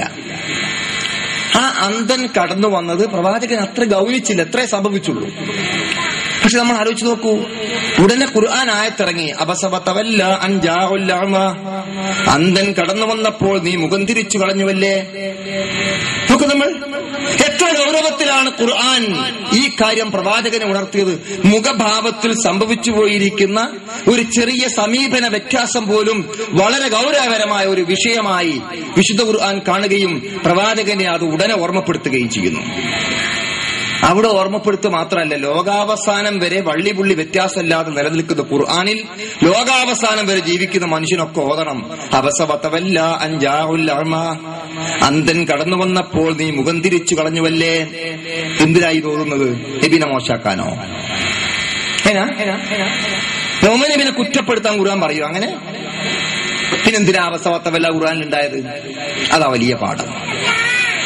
ലോകാവസാനം വരെ ജീവിക്കുന്ന മുഴുവൻ ഖുർആനിന്റെ അനുയായിയും അവന്റെ മുഖഭാവത്തിൽ പോലും എന്തൊരു സമീപനം സ്വീകരിക്കണമെന്ന വ്യക്തമായ കാഴ്ചപ്പാട് അവന്റെ സ്വഭാവത്തിൽ, അവന്റെ പെരുമാറ്റത്തിൽ, അവന്റെ സമീപനത്തിൽ അവൻ ഉൾക്കൊള്ളാൻ സാധിക്കത്തക്ക രൂപത്തിലുള്ള ഒരു മാറ്റം ഖുർആനുമായി അവൻ നേടിയെടുക്കേണ്ടതുണ്ട് എന്നുള്ളതാണ്. ഖുർആനിൽ നിന്ന് അവന് നേടിയെടുക്കാൻ സാധിക്കണം എന്നുള്ളത് കൊണ്ടാണ് അബസവതവല്ല അൻ ജാഉൽ അഅമ ലോകാവസാനം വരെ എല്ലാ മുസ്ലിങ്ങളും ഓതണം എന്ന് പടച്ചോൻ തീരുമാനിച്ചത്, അല്ലാതെ നബിനെ കുറവാക്കാനല്ല. അതുകൊണ്ട് നമ്മൾ ചിന്തിക്കാൻ. അതുകൊണ്ടാണല്ലോ ലുക്മാൻ എന്ന ബാപ്പ സ്വന്തം മകനെ വിളിച്ചു പറഞ്ഞു കൊടുക്കാൻ, യാ ബുനയ്യ, മോനെ, അള്ളാഹുവിൽ പങ്കു ചേർക്കാൻ പാടില്ല, നമസ്കാരം കൃത്യമായി അനുഷ്ഠിക്കണം, നല്ല കാര്യങ്ങൾ ഉപദേശിക്കണം, ചീത്ത കാര്യങ്ങൾ വിലക്കണം, ഒരുപാട് കാര്യങ്ങൾ പഠിപ്പിച്ചുകൊണ്ട് അവസാനം പറഞ്ഞു, ലാ തുസഇർ ഹദ്ദക ലിന്നാസ്. നീ ജനങ്ങളോട് മുഖം തിരിച്ചു കളയുക പോലും ചെയ്യരുത്. നീ നിന്റെ നടത്തത്തിൽ മിതത്വം പാലിക്കുകയും നിന്റെ ശബ്ദത്തെ നീ താഴ്ത്തുകയും ചെയ്യണം. നമ്മൾ ആലോചിച്ച് നോക്കൂ, നമ്മുടെ മുഖഭാവം, നമ്മുടെ നടത്തം, നമ്മുടെ സംസാരം, ആ നിസ്സാരമായ കാര്യങ്ങളിൽ പോലും സ്വന്തം മകൻ എന്ത് സമീപനം സ്വീകരിക്കണമെന്ന് വ്യക്തമായ കാഴ്ചപ്പാട് ഒരു ബാപ്പ സ്വന്തം മകന് പഠിപ്പിച്ചു കൊടുക്കുന്ന സാംസ്കാരികമായ ഉപദേശങ്ങളുടെ കൂടെ സൂറത്ത് ലുക്മാനിൽ ലുക്മാൻ എന്ന ബാപ്പ മകന് നൽകുന്ന ഉപദേശത്തിന്റെ സ്വഭാവത്തിൽ ഖുർആൻ നമ്മുടെ മുമ്പിൽ വരച്ചു കാണിക്കുകയാണ്. ഇവിടെ നമ്മൾ എന്ത് മനസ്സിലാക്കണം? അപ്പോൾ ഖുർആൻ നമ്മുടെ ജീവിക്കുന്ന പ്രതികളായി മാറണം. നമ്മൾ ഖുർആൻ നമ്മളുടെ ബന്ധങ്ങളായിരിക്കണം. ഖുർആന്റെ ജീവിക്കുന്ന പ്രതികളായി മാറണം. അത് ഓതാനുള്ളത് മാത്രമല്ല, അത് പഠിക്കാനുള്ളത് മാത്രമല്ല, അത് ചൊല്ലിത്തീർക്കാനുള്ളത് മാത്രമല്ല, അത് അർത്ഥം പറയാനുള്ളത് മാത്രമല്ല, മറിച്ച് അത് എന്റെയും നിങ്ങളുടെയും ജീവിതമായി നമുക്ക് സ്വയം ഏറ്റെടുക്കാനും ഉൾക്കൊള്ളാനും നമുക്ക് അതിനെ നമ്മുടെ മനസ്സിൽ താലോലിക്കുവാനും നമ്മുടെ ജീവിതത്തിൽ പ്രാവർത്തികമാക്കാനും സാധിക്കുന്ന നിത്യ സന്ദേശമായി സ്വീകരിക്കാൻ കഴിയണം. അത് കഴിയുന്നുണ്ടോ ഇല്ലേ? ഇതാണ് നമ്മൾ പരിശോധിക്കേണ്ടത്. അതുകൊണ്ടാണ് ഖുർആൻ പറഞ്ഞത്, ഇന്നമൽ മുഅ്മിനൂന അല്ലദീന ഇദാ ദുക്കിറല്ലാഹ്. തീർച്ചയായും സത്യവിശ്വാസികളായ ആളുകൾ അള്ളാഹുവിനെ കുറിച്ച് പറയപ്പെട്ടാൽ വജിലത്ത് ഖുലൂബുഹും, അവരുടെ ഹൃദയങ്ങൾ നടുങ്ങുകയാണ്. വൈദാ തുലിയത് അലൈഹിം ആയാതുഹു സാദത്തുഹും ഈമാന. അള്ളാഹുവിന്റെ ദൃഷ്ടാന്തങ്ങൾ അവർക്ക് ഓതി കൊടുക്കപ്പെടുമ്പോൾ അവരുടെ ഈമാൻ വർദ്ധിച്ചുകൊണ്ടിരിക്കുകയാണ്. ഓരോ ലേണിംഗ് ക്ലാസ് കഴിഞ്ഞ് പുറത്തു പോകുമ്പോഴും ഓരോ ആയത്ത് പഠിക്കുമ്പോഴും ഓരോ സൂറ ഓതി തീർക്കുമ്പോഴും എന്തുണ്ടാകണം? സാദത്തുഹും ഈമാന, നമ്മുടെ ഈമാൻ വർദ്ധിച്ചുകൊണ്ടിരിക്കണം. അതാണ് അതിന്റെ പ്രത്യേകത. ഈമാൻ അതിലുണ്ടാകുന്ന വർധനവാണ്.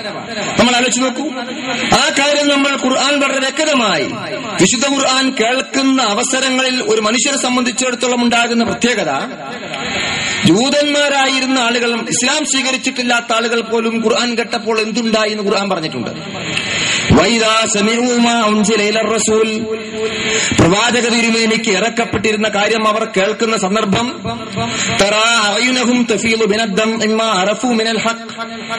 അവർ അതിൽ നിന്ന് മനസ്സിലാക്കിയ സത്യം, ആ സത്യം അവർ അറിഞ്ഞതിന്റെ ഫലമായി അവരുടെ കണ്ണുകളിൽ നിന്ന് കണ്ണുനീർ ഒഴുകുന്നത് നിനക്ക് കാണാം. ഈ ആയത്തിന്റെ അവതരണ സന്ദർഭം വിശദീകരിക്കുന്നിടത്ത് മുഫസ്സിറുകൾ പറഞ്ഞത് യഥാർത്ഥത്തിൽ നജ്ജാഷിയെ പോലുള്ള ആളുകളുടെ ഇസ്ലാം മത സ്വീകരണവുമായി ബന്ധപ്പെട്ടുകൊണ്ടാണ്.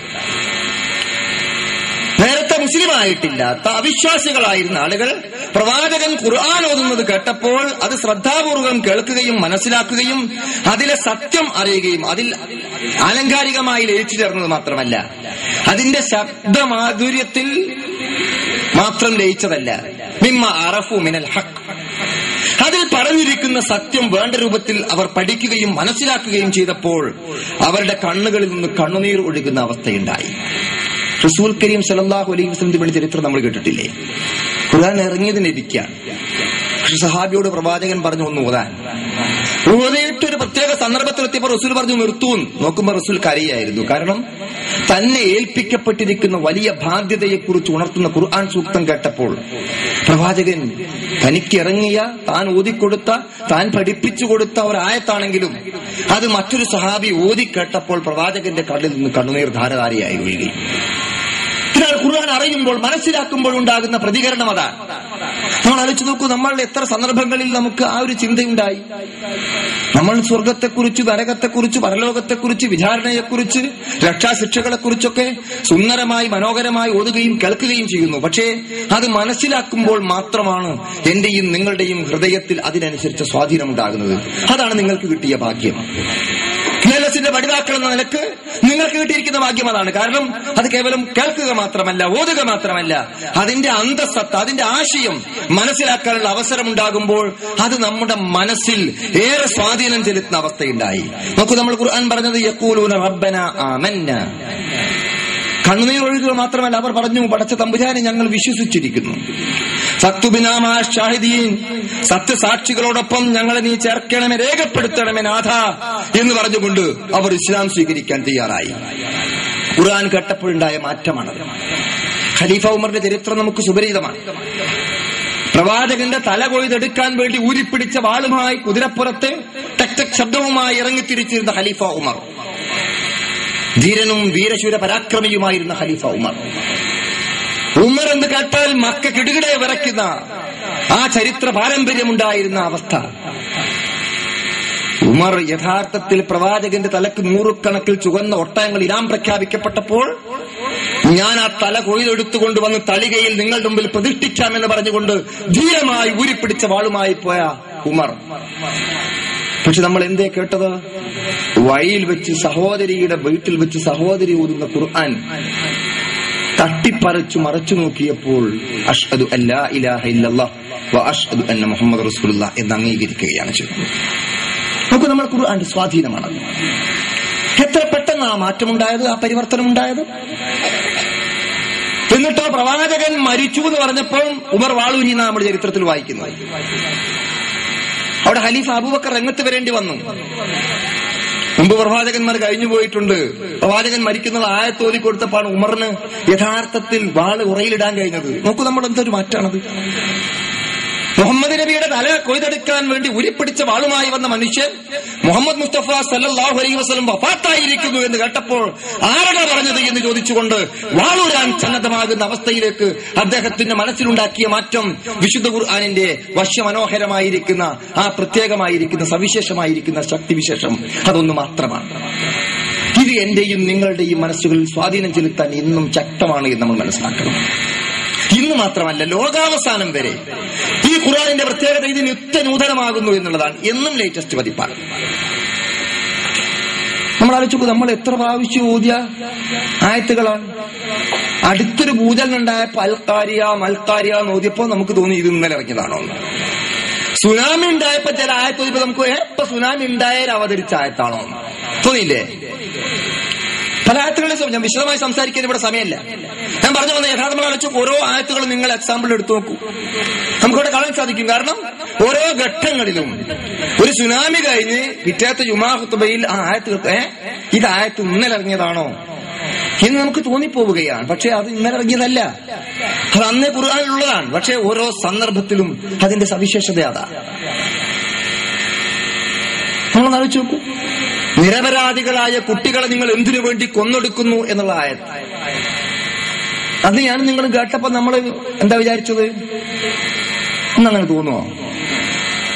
ഉറപ്പിച്ചു പറയട്ടെ, എന്റെ ഭാര്യയോ എന്റെ മകളോ എന്റെ സഹോദരിയോ പ്രസവിച്ചു എന്ന് കേട്ടാൽ നെക്സ്റ്റ് ക്വസ്റ്റ്യൻ എന്താ എന്റെ നിങ്ങളുടെ ഈ മനസ്സിൽ? കുഞ്ഞനെന്താ അല്ലേ? അത് പെണ്ണാണെന്ന് കേട്ടാൽ ഈ പെണ്ണായ ഭാര്യയുടെയും പെങ്ങളുടെയും ഉമ്മയുടെയും മുഖത്ത് വേണ്ടത്ര പ്രകാശം ഉണ്ടാകാറുണ്ടോ? ഇപ്പൊ ഖുർആൻ അന്ന് പറഞ്ഞില്ലേ, ഒരു ആൺകുട്ടി ജനിക്കുന്നത് യഥാർത്ഥത്തിൽ ഒരു പെൺകുട്ടി ജനിക്കുമ്പോൾ അവരുടെ മുഖം കറുത്തു കരുവാളിച്ചു പോയിരുന്നു എന്ന് പറഞ്ഞ അവസ്ഥ ഇന്നത്തെ ആധുനിക മനുഷ്യനിൽ എന്തെങ്കിലും മാറ്റമുണ്ടാക്കിയോ? ഇന്നും അതിന്റെ മനുഷ്യന്റെ അവസ്ഥ. നമ്മൾ ഇത്ര പുരോഗമിച്ചു, നമ്മൾ ഇത്ര വളർന്നു. ഓരോന്ന് നമ്മൾ എടുത്ത് പരിശോധിച്ച് നോക്കിയാലും ഈ കാര്യങ്ങൾ നമുക്ക് ബോധ്യപ്പെടും. ഇതാണ് ഖുർആന്റെ സവിശേഷത. ഓരോ ആയത്തുകളും നമ്മൾ എടുത്താൽ നമുക്ക് ഒരുപക്ഷെ തോന്നുമെന്ന് ഞാൻ പലപ്പോഴും ചിന്തിക്കാറുണ്ട്. നമ്മൾ പറയുന്നൊക്കെ രേഖപ്പെടുത്തി വെക്കും, എന്നിട്ടൊരു മനുഷ്യന്റെ ആയുഷ്കാലത്ത് മുഴുവൻ ഒരു കിതാബായിട്ട് ഇങ്ങനെ വരും, വലത് കൈയിൽ ഗ്രന്ഥം നൽകപ്പെടുന്നവെന്നൊക്കെ ഞങ്ങൾ നേരത്തെ പരലോകം കേട്ടപ്പോൾ കേട്ടിട്ടുണ്ടാവും. സുന്ദരമായിട്ട് വളരെ ആവേശത്തോടുകൂടി ആയത്ത് കേട്ടുകളൊക്കെ വൈകാരികമായി പോലും പരലോകത്തെക്കുറിച്ച് ചിന്തിച്ച സന്ദർഭം കഴിഞ്ഞ ക്ലാസ്സിൽ ഇവിടെ കഴിഞ്ഞു പോയിട്ടുണ്ട്, എനിക്കറിയാം സഹോദരന്മാരെ. പക്ഷെ ഞാനൊക്കെ ചെറുപ്പത്തിൽ നമ്മൾ ചിന്തിച്ചില്ലായിരുന്നോ അത് എന്തൊരു പാള കിതാബായിരിക്കും, നമ്മളൊരു 100 കൊല്ലം പ്രവർത്തിച്ചത് മുഴുവൻ എഴുതി അതൊക്കെ അങ്ങനെ ആയിട്ട് വിശ്വസിച്ചു എന്നല്ലാണ്ട് മനസ്സിൽ വേണ്ട രൂപത്തിൽ ഉൾക്കൊണ്ടിരുന്നോ? ഇന്നോ? ഇന്ന് എന്റെയും നിങ്ങളുടെയും മുമ്പിലിരിക്കുന്ന കൊച്ചുകുട്ടിക്ക് ഒരു പ്രയാസവും തോന്നില്ല. കാരണം ഒരു ആയുഷ്കാലം മാത്രമല്ല, കോടിക്കണക്കിൽ വിവരം വളരെ ചെറിയ ഒരു പോയിന്റിൽ രേഖപ്പെടുത്താനും പുറത്തു കൊണ്ടുവരാനും കഴിയുന്ന വളരെ ചെറിയ സൂക്ഷ്മമായ കാര്യങ്ങൾ ഇന്ന് നമ്മുടെ മുമ്പിലുണ്ട്, ഇല്ലേ? നമ്മൾ കുട്ടികളെ കൈകാര്യം ചെയ്യില്ലേ കമ്പ്യൂട്ടറുകൾ? എത്ര കോടി വിവരങ്ങളാ ശേഖരിച്ചു വെച്ചത്, അതിന് എത്ര ചെറിയ പോയിന്റാ വേണ്ടി വന്നത്? വളരെ ചെറിയ, വലിയ വാളക്കിതാബൊന്നും വേണ്ട 100 കൊല്ലം എഴുതാൻ. ഇപ്പൊ തന്നെ നമുക്ക് മനസ്സിലായില്ലേ? ഖുർആൻ ഇറങ്ങിയ കാലഘട്ടത്തിൽ അന്ന് ഇതാ ഞാൻ പറഞ്ഞ ഓരോ ആയത്തും നമ്മൾ വീണ്ടും വീണ്ടും ചെല്ലുമ്പോഴുള്ള പ്രത്യേകത അതാ. മുമ്പൊക്കെ നമ്മൾ ചെയ്യുന്ന കാര്യം അറിയാതെ അപ്പുറത്തുനിന്ന് കാണുക കേൾക്കുക എന്നൊക്കെ പറഞ്ഞാൽ നമുക്കത് വിശ്വസിക്കാൻ കഴിയുമോ? ഇന്ന് കോഴിക്കോട്ട് പ്രധാന ജ്വല്ലറി കയറി മെല്ലെ നമ്മളെ വാനിറ്റി ബാഗിലേക്ക് ഒരു ചെയിനും തൂക്കിയിട്ട് ഇങ്ങോട്ട് വരുമ്പോഴേക്ക് അപ്പുറത്ത് പിടിക്കും. എവിടുന്നാ പിടിച്ചത്? ക്യാമറ പകർത്തി കൃത്യമായ റിപ്പോർട്ട് അവിടെ ഇരുന്ന് നോക്കി കാണുന്നുണ്ട് ക്യാമറമാൻ. നമ്മുടെ നാട്ടിൽ നടക്കുന്ന സംഭവം അല്ലേ ഇത്? എന്തെങ്കിലും പ്രയാസമുണ്ടോ? ഗൾഫിൽ ഇങ്ങനെ യാത്ര ചെയ്യുമ്പം കാർ ഓടിച്ചുകൊണ്ടിരിക്കുന്ന ആള് പറഞ്ഞു, ഇവിടെ സ്പീഡ് ലിമിറ്റാണ് ഇത്രയും, അതുകൊണ്ട് ഇത്രയും കുറച്ചേ ഇവിടെ ഓട്ടാൻ പറ്റുള്ളൂ. ഞാൻ ചോദിച്ചു, ഇവിടെ ട്രാഫിക് പോലീസ് ഇല്ലല്ലോ, പിന്നെ എന്തിനാ ഞങ്ങൾ ഇവിടെ സ്പീഡ് കുറച്ചെന്ന്? അപ്പൊ അയാൾ പറഞ്ഞ മറുപടി എന്താണെന്നറിയാം? ബില്ലടയ്ക്കാൻ പോകുമ്പോൾ കൃത്യമായി ഇന്ന മണിക്ക് ഇന്ന മിനിറ്റിൽ ഇന്ന റോഡിൽ ഇന്ന സ്ഥലത്ത് വെച്ച് ഇത്രയും വേഗതയിൽ പോയി എന്നുള്ള കൃത്യമായ ബില്ല് വരെ അതിന്റെ ദീനാറും അതിന്റെ റിയാലും അങ്ങ് അടയ്ക്കേണ്ടി വരും. അതാണ് അവിടുത്തെ സംവിധാനം. ഇത് ഭൗതികമായി നമ്മൾ ഇന്ന് കാണുകയാണ്. ഞാൻ പറഞ്ഞു വന്നത് ഓരോ കാര്യങ്ങൾ നമ്മൾ എടുത്തു നോക്കിയാൽ ഇവിടെ തന്നെ നമുക്ക് ഇന്ന് പലതും അനുഭവിക്കാൻ കഴിയുന്നു. ഒരു 50 കൊല്ലം കഴിഞ്ഞാൽ എന്താ ഈ ലോകത്ത് നടക്കാൻ പോകും നമുക്കറിയുമോ? നമുക്ക് ചിന്തിക്കാൻ കഴിയുമോ? നമുക്ക് കണക്കൂട്ടാൻ കഴിയുമോ? ഞാനീ പറഞ്ഞത് മുഴുവനും രേഖപ്പെടുത്തുന്ന ഒരു ടാപ്പ് റിക്കാർഡ് എന്ന് പറഞ്ഞാൽ 25 കൊല്ലം മുമ്പ് നമുക്ക് അത്ഭുതമായിരുന്നു. ഇന്ന് അങ്ങനെ ഒരു അത്ഭുതമുണ്ടോ? ഇന്ന് ടാപ്പ് റിക്കാർഡ് ആർക്കോ വേണോ? ഇത് നമ്മൾ ജീവിക്കുന്ന യുഗത്തിൽ സിഡിയും കമ്പ്യൂട്ടറും മറ്റു കാര്യങ്ങളും ഇവിടെ സംസാരിച്ചു കൊണ്ടിരിക്കുക അതേ സന്ദർഭത്തിൽ കേൾക്കാൻ കഴിയുന്നു. കഴിഞ്ഞ ദിവസം കടപ്പുറത്ത് നടന്ന മഹാസമ്മേളനം ഇന്ന് രാത്രി ഗൾഫ് നാടുകളിലെ നമ്മുടെ സഹോദരി സഹോദരന്മാർ അവരുടെ വീടുകളിൽ ഇരുന്ന് രാത്രി കാണുകയാണ്. സുന്ദരമായി. നമുക്ക് അവിടെ കാണാൻ കഴിഞ്ഞില്ല. ഇതാണ് സംവിധാനത്തിന്റെ സ്വഭാവം. പക്ഷെ ഇത് നമ്മൾ തന്നെ നേടിയെടുത്തു. ഞാൻ പറഞ്ഞു വന്നത് ഖുർആനിന്റെ ഓരോ ആയത്തുകളും നമ്മെ ചിന്തിപ്പിക്കുന്ന, നമ്മെ ബുദ്ധിപരമായി ഉയർത്തുന്ന, നമ്മൾ ആലോചിക്കേണ്ട വളരെ വ്യക്തമായിരിക്കുന്ന ഒരുപാട് കാര്യങ്ങൾ നമുക്ക് മനസ്സിലാക്കാനുണ്ട് എന്ന് മാത്രമാണ് ഞാൻ ഈ സന്ദർഭത്തിൽ സൂചിപ്പിക്കാൻ ആഗ്രഹിക്കുന്നത്. ആ നിലക്ക് ഖുർആൻ നമ്മുടെ മുമ്പിൽ നൽകിയിരിക്കുന്ന ഈ കാര്യങ്ങൾ ഓരോന്നും അതിന്റേതായ രൂപത്തിലും അർത്ഥത്തിലും നമ്മൾ മനസ്സിലാക്കാനും പഠിക്കാനും ചിന്തിക്കാനും അതിനെക്കുറിച്ച് നിരന്തരമായി ആലോചിക്കുവാനും നമ്മുടെ ഈ ഗവേഷണം തുടർന്നുകൊണ്ടേയിരിക്കുക. അങ്ങനെ നമ്മൾ തുടർന്നുകൊണ്ടിരിക്കുമ്പോൾ നോക്കൂ, നമ്മൾ ഖുർആൻ പറഞ്ഞിരിക്കുന്ന പ്രത്യേകത എന്താണ്? ആ പ്രത്യേകതയെ സംബന്ധിച്ചിടത്തോളം ഖദ് ജാഅകും മിനല്ലാഹി നൂറുൻ വ കിതാബുൻ മുബീൻ. ഖുർആൻ പറഞ്ഞു, നിനക്ക് വന്നിരിക്കുന്ന അല്ലാഹുവിങ്കൽ നിന്ന് വന്നിരിക്കുന്ന പ്രകാശം, വ്യക്തമായ വേദഗ്രന്ഥവും, യഹ്ദീ ബിഹില്ലാഹു മനിത്തബഅ റിദ്വാനഹു സുബുലുസ്സലാം. തീർച്ചയായും അള്ളാഹുവിന്റെ പൊരുത്തം നേടിയിരിക്കുന്ന ആളുകളെ അള്ളാഹു സന്മാർഗം നൽകുകയാണ്. വയുഖ്രിജുഹും മിനൽ-ളുലുമാത്തി ഇലൻ-നൂർ, സകലമായ അന്ധകാരങ്ങളിൽ നിന്നും അവരെ പ്രകാശത്തിലേക്ക് നയിക്കുകയാണ്. ബിഇദ്നിഹി, അവന്റെ അനുമതിയോടുകൂടി. വയഹ്ദീഹിം ഇലാ സിറാത്തിൻ മുസ്തഖീം, നേരെ ചൊവ്വയുള്ള വഴിയിലേക്ക് അവർക്ക് മാർഗദർശനം നൽകുകയും ചെയ്യുന്നു. ഇതാണ് ഖുർആൻ ഇവിടെ നിർവഹിച്ചുകൊണ്ടിരിക്കുന്ന ദൗത്യം. നമ്മുടെ എല്ലാ ഇരുട്ടുകളിൽ നിന്നും, എല്ലാ അന്ധവിശ്വാസങ്ങളിൽ നിന്നും, എല്ലാ ജീർണതകളിൽ നിന്നും, എല്ലാ കൊള്ളരുതായ്മകളിൽ നിന്നും, എല്ലാ വൃത്തികേടുകളിൽ നിന്നും, എല്ലാ തിന്മകളിൽ നിന്നും സിറാത്തുൽ മുസ്തഖീമിലേക്ക് വഴി കാണിക്കുകയാണ്. ഖുർആന്റെ അവതരണത്തെ കുറിച്ച് ഖുർആൻ പറഞ്ഞു നോക്കൂ. നമ്മൾ ഹുവല്ലദീ ബഅസ ഫിൽ ഉമ്മയ്യീന റസൂലൻ മിൻഹും യത്ലു അലൈഹിം ആയാതിഹി വയുസക്കീഹിം വയുഅല്ലിമുഹുൽ കിതാബ വൽ ഹിക്മ ഫഇൻ കാനൂ മിൻ ഖബ്ലു ലഫീ ദലാലിൻ മുബീൻ. ഖുർആൻ പറഞ്ഞു, എഴുത്തും വായനയും അറിഞ്ഞുകൂടാത്ത നിരക്ഷരായ ഒരു സമൂഹത്തിലേക്ക് പ്രവാചകൻ നിയോഗിക്കപ്പെട്ടു. അവരിൽ നിന്ന് തന്നെ ഒരു പ്രവാചകൻ. എന്നിട്ടോ ദൈവികമായ ദൃഷ്ടാന്തങ്ങൾ ഓതിക്കൊടുത്തു, വേദഗ്രന്ഥം പഠിപ്പിച്ചു കൊടുത്തു, അവരെ സംസ്കരിച്ചെടുത്തു. യുസക്കീഹിം, അതാണ്. അപ്പൊ ആയത്തോതുകയും ഖുർആൻ പഠിക്കുകയും ഖുർആൻ പഠിപ്പിക്കുകയും ചെയ്യുന്നത് കൊണ്ട് എന്തുണ്ടാകണം? ജീവിതത്തിൽ സംസ്കരണം ഉണ്ടാകണം. ഇന്നെനിക്ക് ഖേദം തോന്നുന്നു, മുമ്പ് ഖുർആൻ പഠിക്കണം എന്ന് പറഞ്ഞ മുജാഹിദുകളുടെ ചില സ്വഭാവവും പെരുമാറ്റവും സമീപനം കണ്ടാൽ എന്തിനായിരുന്നു 75 കൊല്ലം നമ്മൾ ഇത്രയും കഷ്ടപ്പെട്ടതെന്ന് തോന്നിപ്പോകും. ജുമാ ഖുത്ബ പറയുന്ന ഖത്തീബ് സംസ്കരിക്കപ്പെടുന്നില്ല. ഒരു കാലത്ത് ജുമാ ഖുത്ബ മലയാളത്തിലായിരിക്കണം എന്ന് പറഞ്ഞുകൊണ്ട് അതിനുവേണ്ടി ശബ്ദിച്ചതിന്റെ പേരിൽ മുസ്ലിങ്ങളിൽ, മുജാഹിദുകളിൽ യഥാർത്ഥത്തിൽ ഷഹീദായി വരേണ്ടി വന്ന ആളുകൾ പോലും ഉണ്ടായിട്ടുണ്ട്. പള്ളികളിൽ ജുമാ ഖുത്ബ മലയാളത്തിൽ നടത്തി കിട്ടാൻ ആ ഷഹീദായിരിക്കുന്ന ആളുകളുടെ പിൻഗാമികൾ അള്ളാഹുവിനെ മാത്രം ആരാധിക്കുന്ന, പ്രാർത്ഥിക്കുന്ന, അവനെ മാത്രം വിളിച്ച് മലയാളത്തിൽ ഖുത്ബ നിർവഹിക്കപ്പെടുന്ന പള്ളികൾ അടച്ചുപൂട്ടിക്കാൻ ആവേശപൂർവ്വം മുന്നോട്ട് വരുന്നത് കാണുമ്പോൾ എന്തൊരു ഗതികേടാണ് എന്ന് ചിന്തിച്ചു പോവുകയാണ്. നമ്മൾ ആലോചിക്കേണ്ടതുണ്ട്, എന്ത് മാറ്റമാണ് ഉണ്ടായത്? 75 കൊല്ലം കൊണ്ട് നമ്മൾ എന്ത് നേടി എന്ന് നമ്മൾ ചിന്തിക്കണം. വയുസക്കീഹിം, അവരെ സംസ്കരിച്ചെടുത്തു എന്നാണ് ഖുർആൻ പറഞ്ഞത്. അതുകൊണ്ട് എനിക്ക് ഈ QLSന്റെ സംഗമത്തിൽ നമ്മെ ഉണർത്താനുള്ള കാര്യം നമ്മുടെ ജീവിതത്തിൽ ഉണ്ടാകുന്ന സംസ്കരണമാണ് ഖുർആൻ പഠനം കൊണ്ടുണ്ടാകേണ്ടത്. അള്ളാഹുവിന്റെ ആയത്തുകൾ ഓതിക്കൊടുക്കുകയും വേദഗ്രന്ഥം പഠിപ്പിച്ചു കൊടുക്കുകയും ചെയ്തപ്പോൾ അവരുടെ ജീവിതത്തിൽ സംസ്കരണം ഉണ്ടായി. യുസക്കീഹിം, അവർ സംസ്കരിച്ചെടുത്തു. ഖുർആൻ പറഞ്ഞ എന്താണ്? വഇൻ കാനൂ മിൻ ഖബ്ലു ലഫീ ദലാലിൻ മുബീൻ, അതിനു മുമ്പ് അവർ വ്യക്തമായ വഴികേടിലായിരുന്നു എന്നാണ്. വിശ്വാസപരമായി, ആചാരപരമായി, കർമ്മപരമായി, സ്വഭാവപരമായി, ധാർമ്മികമായി, കുടുംബപരമായി, സാമൂഹികമായി, സാമ്പത്തികമായി എല്ലാ നിലക്കും ഒന്നിനും കൊള്ളരുതാത്ത വൃത്തികെട്ട ഒരു ജനത. ജാഹിലിയ കാലഘട്ടത്തിലെ കാട്ടറബികളുടെ സംസ്കാരം അതാണ്. ഇബ്രാഹിം നബിയുടെ രൂപം ഉണ്ടാക്കി വെച്ചവരെ ആരാധിച്ചു. നമ്മൾ ആലോചിച്ചു, പരിശുദ്ധ കഅബയുടെ അകത്ത് ഇബ്രാഹിം നബിയുടെ പ്രതിമ. ഇബ്രാഹിം നബി ജീവിച്ചത് എന്തിനാണ്? തൗഹീദിനു വേണ്ടി. ഇബ്രാഹിം നബി സ്വന്തം ബാപ്പ ആസറിനോട് പടവെട്ടിയത് എന്താണ്? തൗഹീദിനു വേണ്ടി. ഇബ്രാഹിം നബി സ്വന്തം ഭാര്യയെയും മകൻ ഇസ്മായിലിനെയും വിജനമായ സ്ഥലത്ത് വിട്ടേച്ചു പോകുന്നത് എന്തിനാണ്?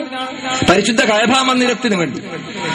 ഏകനായ അള്ളാഹുവിനെ മാത്രം ആരാധിക്കുന്ന ഒന്നാമത്തെ ഭവനമായ പരിശുദ്ധ കഅബയുടെ പടവുകൾ പടുത്തുയർത്തിയ ഖലീലുല്ലാഹ് ഇബ്രാഹിം നബി അലൈഹി ഇസ്ലാമിന്റെ രൂപമുണ്ടാക്കി വെച്ച് അതേ പരിശുദ്ധ കഅബയിൽ വെച്ച് ആരാധിക്കുന്ന അവസ്ഥയാണ് പ്രവാചക തിരുമേനി സല്ലല്ലാഹു അലൈഹി വസല്ലമിന് അദ്ദേഹം പ്രബോധന പ്രവർത്തനങ്ങളുമായി കടന്നു വന്നപ്പോൾ കാണാൻ സാധിച്ചത്. അപ്പോൾ നോക്കൂ, അന്ധവിശ്വാസങ്ങൾ എത്ര ഇരുട്ട് സൃഷ്ടിക്കുന്നതായിരുന്നു എന്ന്. ആ ഇരുട്ടിലേക്കാണ് വെള്ളി വെളിച്ചവുമായി ഖുർആൻ കടന്നു വന്നത്. മിനൽ-ളുലുമാത്തി ഇലൻ-നൂർ, സകലമായ അന്ധകാരങ്ങളിൽ നിന്നും പ്രകാശത്തിലേക്ക് നയിക്കുന്ന ഖുർആനിന്റെ ആ വെളിച്ചം, ഇത് നമുക്ക് ഇന്നും പ്രസക്തമാണ്. നമ്മൾ ആലോചിച്ച് നോക്കൂ, അള്ളാഹനെ ആരാധിക്കുന്ന പള്ളികൾ ഇന്ന് പലയിടങ്ങളിലും ജാറം അറ്റാച്ച്ഡാണ്. മരിച്ചു മൺമറഞ്ഞു പോയ മഹാത്മാക്കളുടെ ശവകുടീരങ്ങൾ, അവരുടെ കബറുകൾ വിളിച്ച് പ്രാർത്ഥിക്കുകയും ആരാധിക്കുകയും പൂജിക്കുകയും അവിടെ ചന്ദനത്തിരി കത്തിക്കുകയും അവിടെ വെളിച്ചെണ്ണ കൊടുക്കുകയും അവിടെ ഭസ്മം കൊടുക്കുകയും അവിടെ അവയവത്തിന്റെ രൂപത്തിൽ അപ്പങ്ങൾ ഉണ്ടാക്കി സമർപ്പിക്കുകയും, എന്തിന്? പള്ളിയിൽ കയറി 2 റക്അത്ത് നമസ്കരിക്കുന്ന നിഷേധിക്കപ്പെടുന്ന സഹോദരിമാർ ജാറത്തിൽ ചെന്ന് ദുആ ചെയ്യുന്നത്, അവിടെ ചെന്നുകൊണ്ട് മരിച്ചു മൺമറഞ്ഞു പോയ മഹാത്മാവിന്റെ കബറിടത്തിൽ ചെന്നുകൊണ്ട് സുജൂദ് ചെയ്യുന്നത് അംഗീകരിക്കപ്പെടുകയും ചെയ്യുന്ന ദുർഗതി മുസ്ലിം സമൂഹത്തിൽ പോലും നമുക്ക് കാണാൻ സാധിക്കുന്നു.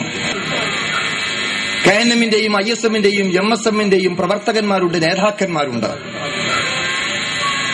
30, 40, 50 കൊല്ലം സ്വന്തത്തോടൊപ്പം ഭാര്യയായി ജീവിച്ചിട്ട് ഷർട്ടിന്റെ കൈ 1/2 ഇഞ്ച് താഴ്ത്താൻ ഇന്നുവരെ കഴിഞ്ഞിട്ടില്ല. അവിടെ QLS കൊണ്ടിത് നേട്ടമാണ്, അവിടെ സംഘടനാ പ്രവർത്തനം കൊണ്ടിത് നേട്ടമാണ്. നമ്മൾ ചിന്തിക്കേണ്ടതുണ്ട്. അതുപോലെ നമ്മൾ ആലോചിച്ച് നോക്കിയാൽ നമ്മുടെ ജീവിതത്തിന്റെ ഒരുപാട് രംഗങ്ങളിൽ വളരെ വ്യക്തമായി നമുക്ക് കാണാൻ സാധിക്കും. മുജാഹിദ് മഹല്ലുകളിൽ പലയിടങ്ങളിലും പിൻവാതിലിലൂടെ ഉറുക്കും മന്ത്രവും നൂലും കയറി വരാറുണ്ട്. ഇന്നും പള്ളിയിൽ സ്വന്തം ഭാര്യമാരെ കൊണ്ടുവരാൻ കഴിയാത്ത ആൾക്കാരുണ്ട്. 30 കൊല്ലമായി നമ്മുടെ ഭാര്യയായി. ചിലപ്പം വാതിന് വരും, ക്യാമ്പിന് വരും, ഈദ്ഗാഹിന് വരെ വരുന്ന ഭാര്യമാരെ ഞാൻ കണ്ടിട്ടുണ്ട്. പക്ഷെ പള്ളിയിൽ കയറാൻ തയ്യായില്ല. പള്ളി പോകാൻ പാടില്ല എന്നുള്ള ഒരു 50 കൊല്ലം മുമ്പ് അവരുടെ മനസ്സിൽ പ്രതിഷ്ഠിക്കപ്പെട്ടിരിക്കുന്ന ആ തെറ്റായ ധാരണ ഇന്ന് നിലനിൽക്കുകയാണ്. ഞാൻ പറഞ്ഞു, നമുക്ക് ഈ ദഅവത്ത് രംഗത്ത് ഇനിയും ശക്തമായി എന്തുമാത്രം പ്രവർത്തിക്കാനുണ്ട്. സകലമാന അന്ധകാരങ്ങളിൽ നിന്നും, ഇരുട്ടുകളിൽ നിന്നും, ജീർണതകളിൽ നിന്നും, കൊള്ളരുതായ്മകളിൽ നിന്നും ഈ സമൂഹത്തെ പരിവർത്തിപ്പിക്കുന്നതിന് നാം ഖുർആനിന്റെ വെളിച്ചം സ്വീകരിച്ചുകൊണ്ട് ഇനിയും എന്തുമാത്രം അത്യധ്വാനം ചെയ്യേണ്ടതുണ്ട് എന്ന് ചിന്തിക്കാൻ വേണ്ടി മാത്രമാണ്. വിശ്വാസരംഗത്തെ ജീർണതകൾ, മദ്യപാനം, വ്യഭിചാരം, പലിശ, ചൂതാട്ടം, വ്യക്തിജീവിതത്തിലെ, കുടുംബജീവിതത്തിലെ, സാമൂഹ്യ രംഗത്ത്, സാംസ്കാരിക രംഗത്ത്, സാമ്പത്തിക രംഗത്തെ ചൂഷണങ്ങൾ, തിന്മകൾ, അധർമ്മങ്ങൾ, കൊള്ളരുതായ്മകൾ, ജീർണതകൾ, വൃത്തികേടുകൾ. നമ്മുടെ സമൂഹം അതിൽ നിന്ന് മുക്തമാണോ? എന്താ എന്റെയും നിങ്ങളുടെയും മക്കളുടെ അവസ്ഥ? പലർക്കും അറിയില്ല. രാവിലെ എഴുന്നേറ്റ് പോയ മകൻ എവിടെയാണ്, കമ്പനി ആരുടെ കൂടെയാണ്, പാതിരാക്ക് വരുമ്പോൾ അടുക്കളയിലെ പിൻവാതിൽ പേർന്നു കൊടുത്തോട് നമ്മൾ വല്ല കയറ്റി കിടത്തും. പാപ്പ പോലും അറിയാതെ, സ്വന്തം ഭർത്താവ് പോലും അറിയാതെ. പക്ഷെ ഈ പാതിര വരെ എന്റെ മകൻ എവിടെയായിരുന്നു എന്ന് അന്വേഷിക്കുന്ന എത്ര ഉമ്മമാരുണ്ട്? നമ്മൾ ആലോചിക്കേണ്ടതാണ്. മദ്യത്തിന്റെ, മദിരാക്ഷിയുടെ, അതുപോലെ അധർമ്മങ്ങളുടെ, തിന്മകളുടെ കൂത്തരങ്ങായി മാറിയിരിക്കുന്ന ഈ കാലഘട്ടത്തിൽ പലപ്പോഴും നമ്മൾ കൂടെ ഇരുന്നു കൊണ്ട് കാണുന്നതെന്താ? കാണാൻ പാടില്ലാത്ത കാര്യങ്ങൾ ബാപ്പയും ഉമ്മയും ഭാര്യയും ഭർത്താവും മക്കളും പേരക്കുട്ടികളും ഉപ്പാപ്പയും ഉമ്മാമയും കൂടെ ഇരുന്ന് കാണുമ്പോൾ സ്വാഭാവികമായും നമ്മുടെ സമൂഹത്തിൽ ഒരു മറ നഷ്ടപ്പെടുകയാണ്. നിഷേധിക്കാൻ സാധിക്കുമോ നമുക്ക്? ഞാൻ ഓർക്കുന്നുണ്ട്, പലപ്പോഴും വീട്ടിൽ പള്ളിയില് മൗലവി ചോറ് തിന്നാൻ വരും. ചോറുന്നാൻ വന്ന് മൗലവി സലാം പറഞ്ഞ് കേട്ടാ ഉടനെ ഓടും അകത്തേക്ക്. മൗലവിന്റെ സലാം മടക്കാൻ നേരം ഉണ്ടായില്ല. മോനെ ഓഫാക്ക്. എന്താ ഓഫാക്കാനുള്ളത്? മൗലവിക്ക് കാണാൻ പാടില്ലാത്തൊരു സാധനമോ? അങ്ങനെയൊന്നുണ്ടോ? മൗലവി കാണാൻ പാടില്ലാത്തത് കൊണ്ടാണല്ലോ മൗലവി വന്നപ്പോൾ ഓഫാക്കേണ്ടി വന്നത്. പക്ഷെ പടച്ചോൻ കാണാൻ പാടില്ലാത്തതാണ് ഞാൻ കണ്ടുകൊണ്ടിരിക്കുന്നത് എന്ന ബോധം എന്തുകൊണ്ട് എന്റെയും നിങ്ങളുടെയും മനസ്സുകൾ ഉണ്ടാകുന്നില്ല? ഇതാണ് നമ്മൾ പരിശോധിക്കേണ്ടത്. സംസ്കരണം അവിടെയാ. നമ്മുടെ മനസ്സിൽ സംസ്കരണം ഉണ്ടാകുന്ന അവിടെയാ. രാവിലെ എഴുന്നേറ്റാൽ നുരച്ചു പൊങ്ങുന്ന മദ്യം കുടിച്ചിരുന്ന ആളുകൾ, മദ്യം വിറ്റ് കിട്ടുന്ന കാശുകൊണ്ട് കുടുംബം പോറ്റിയിരുന്ന ആളുകൾ, മദ്യത്തിന്റെ തൊഴിലാളികളായി ജീവിതഭാരം ഇറക്കി വെച്ചിരുന്ന ആളുകൾ, അവരായിരുന്നല്ലോ ഒരു കാലത്ത് സഹാബി വര്യന്മാർ, ഇസ്ലാമിൽ മദ്യം പൂർണ്ണമായി നിരോധിക്കുന്നതിന് മുമ്പ്. പക്ഷെ നമ്മൾ ആലോചിച്ച് നോക്കൂ, ഹൽ അൻതും മുൻതഹൂൻ, നിങ്ങൾക്ക് മദ്യപാനത്തിൽ നിന്ന് വിരമിക്കാൻ സമയമായില്ലേ എന്ന ഖുർആനിന്റെ ചോദ്യമുണ്ടായപ്പോൾ എപ്പോഴാ നബി ഇത് നടപ്പാക്കാൻ ആരും ചോദിച്ചില്ല. രാത്രി 12 മണിക്കാണോ, മഗ്‌രിബിന് മാസം കാണുമ്പോഴാണോ, അല്ലെങ്കിൽ നാളെ മുതലാണോ, അല്ലെങ്കിൽ ഇമ്മാസം 30-നാണോ 29-നാണോ എന്ന ഈ നിയമം നടപ്പിൽ വരുത്താൻ ചോദിച്ച ഒറ്റ ആൾ നബിയുടെ അടുത്തേക്ക് വന്നില്ല. മദ്യം നിരോധിക്കപ്പെട്ടു എന്ന് കേട്ടപ്പോൾ ഉടനെ കുടിച്ചുകൊണ്ടിരുന്ന ചഷകം വലിച്ചെറിഞ്ഞു. കുടിച്ചുപോയിരുന്നത് കൈ വായിലിട്ടുകൊണ്ട് ഛർദ്ദിക്കാൻ വേണ്ടി ശ്രമിച്ചു. മദ്യം നിറച്ചു വെച്ചിരുന്ന കുടങ്ങൾ തല്ലി ഉടച്ചു. മദീനയിലെ തെരുവീതിയിലൂടെ അക്ഷരാർത്ഥത്തിൽ മദ്യത്തിന്റെ പുഴ ഒഴുകി. ഈ മാറ്റം, ഇതാണ് ഖുർആൻ ഇറങ്ങിയപ്പോൾ ഉണ്ടായ മാറ്റം. ഇത് നമുക്ക് ഉൾക്കൊള്ളാൻ കഴിയണം, നമുക്ക് സ്വീകരിക്കാൻ കഴിയണം. ഞാൻ ആദ്യം പറഞ്ഞിടത്തേക്ക് തന്നെ തിരിച്ചു വരികയാണ്. ഇന്ന് നമ്മൾ ഒരു ആയത്ത് കേട്ടാൽ, ഒരു ആയത്ത് പഠിച്ചാൽ അതിനനുസരിച്ചുകൊണ്ട് എന്തെങ്കിലും ഒന്ന് എന്റെ ജീവിതത്തിൽ ഉണ്ടാകണം. പക്ഷെ ഇപ്പൊ എന്താ സ്ഥിതി? കുത്തുബ നടത്തുന്ന ഞങ്ങളെപ്പോലുള്ള ആളുകൾ നോക്കുക, കുത്തുബ ഉഷാറാണോ? അതാണ് കുത്തുബക്ക് എത്ര മാർക്ക് കിട്ടുന്ന. ഈ കുത്തുബയും ഞാനും തമ്മിൽ വല്ല ബന്ധമുണ്ടോ? ഞാൻ ചെയ്യുന്ന കാര്യമാണോ പറയുന്നത്? ഒന്നും വിഷയമല്ല.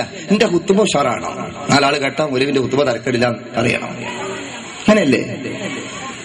ഒരുപാട് നിക്കാഹിന്റെ കുത്തുബ നടത്താൻ ഗതികേടോ അല്ലെങ്കിൽ എന്തോ അനുഗ്രഹമോ ഒക്കെ എനിക്കുണ്ടായിട്ടുണ്ട്.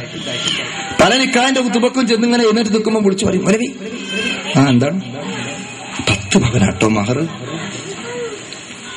അപ്പൊ എന്റെ മനസ്സിലുണ്ട്, സത്യത്തിൽ 10 പവൻ മഹർ എന്ന് പറഞ്ഞാൽ നിങ്ങൾക്ക് ആർക്കെങ്കിലും മഹർ കിട്ടിയപ്പോ സന്തോഷം തോന്നിയോ? എന്റെ ഭാര്യക്ക് തോന്നിയോ? ആർക്കും തോന്നിയില്ല. എന്തേ നമുക്ക് മഹർ കിട്ടുമ്പോൾ ഒരു സന്തോഷം തോന്നാതിരുന്നത്? എന്ന് പറഞ്ഞ അതൊരു മൂല്യമായി, സമ്മാനമായി, സന്തോഷത്തോടു കൂടി നൽകുന്ന ഒരു സാധനമാണെങ്കിൽ കുട്ടികൾ കണ്ടില്ലേ, ഒരു പൊട്ടുന്ന 5 റുപ്യന്റെ ഗ്ലാസ് കിട്ടിയാൽ, സമ്മാനം കിട്ടിയ എന്തൊരു സന്തോഷത്തിൽ ആർത്ത് ഉല്ലസിച്ചു വരിക. 5 റുപ്യന്റെ പൊട്ടുന്ന ഗ്ലാസ് ആണെന്ന് അവർക്കറിയാം. പക്ഷെ അതൊരു സമ്മാനം കിട്ടുമ്പോൾ ഒരു സന്തോഷം ഉണ്ടാകും. ഇതെന്തേ ആ സന്തോഷം നമുക്ക് തോന്നാതെ പോകുന്നത്?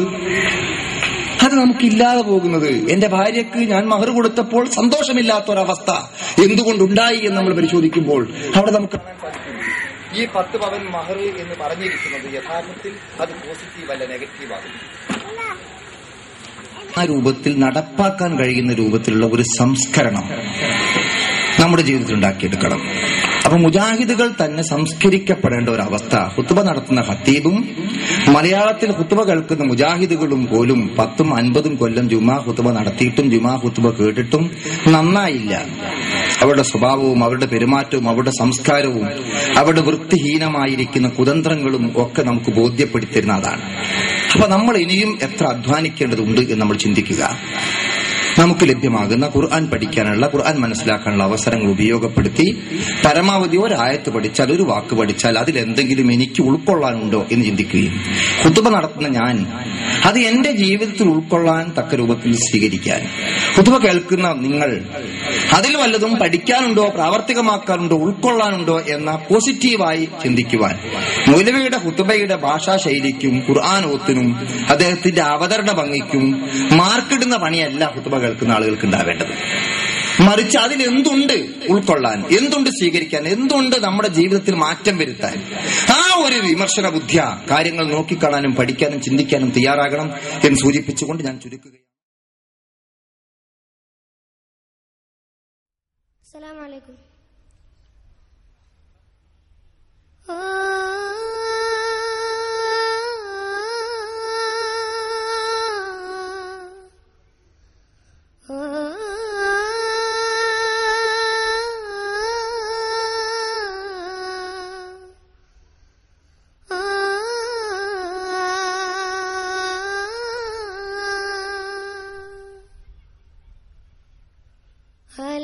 അലയടിച്ചുയരുന്ന കടലോര പൂങ്കാറ്റേ, കണ്ടോ തൗഹീദിൻ പ്രവാഹം.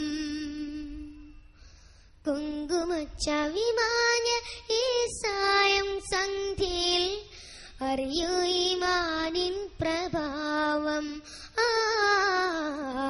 ഐഎസ്എമ്മിൻ പ്രയാണം. അലയടിച്ചുയരുന്ന കടലോര പൂങ്കാറ്റേ, കണ്ടോ തൗഹീദിൻ പ്രവാഹം. കുങ്കുമച്ചവിമാഞ്ഞ ഈ സായം സന്ധ്യയിൽ അറിയൂ ഈമാനിൻ പ്രഭാവം. ഐഎസ്എമ്മിൻ പ്രയാണം. ഓർമ്മയിൽ ഗതകാല സ്മരണകൾ തെളിയുമ്പോൾ, ഐഎസ്എം താണ്ടിയ പാതകൾ കാണുമ്പോൾ, ഓർമ്മയിൽ ഗതകാല സ്മരണകൾ തെളിയുമ്പോൾ, ഐഎസ്എം താണ്ടിയ പാതകൾ കാണുമ്പോൾ പുളകമണിയുന്നു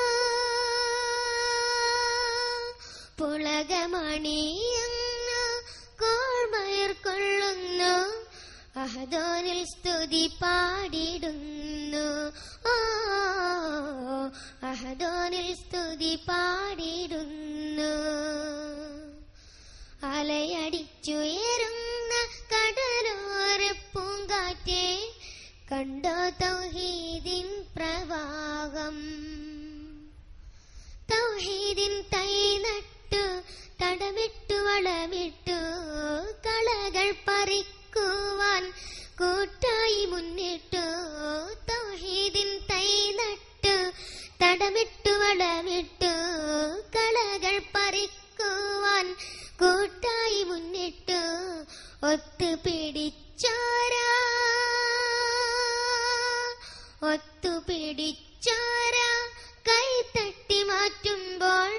മാപ്പാക്കാനാകില്ലെന്നോർത്തോ മാപ്പാക്കാനാകില്ലെന്നോർത്തോ അലയടിച്ചുയരുന്ന കടലോര പൂങ്കാറ്റേ കണ്ടോ തൗഹീദിൻ പ്രവാഹം. വന്നില്ല വ്യതിയാനം ചോരില്ലാവേശം ISM വാർഷിക സുദിനമിന്നാഘോഷം. വന്നില്ല വ്യതിയാനം ചോരില്ലാവേശം ISM വാർഷിക സുദിനമിന്നാഘോഷം. തീയിൽ മുളച്ചോരേ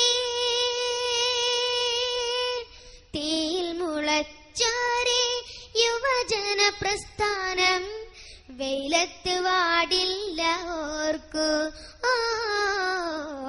വെയിലത്ത് വാടില്ല ഓർക്കൂ. അലയടിച്ചുയരുന്ന കടലോര പൂങ്കാറ്റേ കണ്ടോ തൗഹീദിൻ പ്രവാഹം. കുങ്കുമച്ചവിമാഞ്ഞ ഈ സായം സന്ധ്യയിൽ അറിയൂ ഈമാനിൻ